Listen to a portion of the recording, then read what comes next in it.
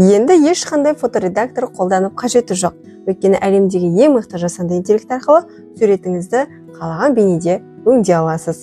Ол үшін Play Marketке немесе App Storeға кіріп, ChatGPT-ді өзімізге жүктеп аламыз. Google аккаунт арқылы тіркеліп, кіреміз де плюс батырмасын басып, фотография деген жерден керекті суретімізді таңдап аламыз. Енді оған қандай өзгеріс жасау керек, соның барлығын үтір нүктесіне дейін сол жерге жазып шығамыз. Ол былай қисаю керек, оның түсі қызылға ауысу керек, ол былай мына жерде мына нәрсені қосасың деген сияқты бәрін үтір нүктесіне жазып шығамыз. Суретіміз дайын болғаннан кейін оны өз галереямызға скачать батырмасы арқылы жүктеп аламыз. Ал егер сіз мұғалім болатын болсаңыз, өз сабағыңызға қажетті кез келген көрнекілікті осы ChatGPT-ден жасай аласыз.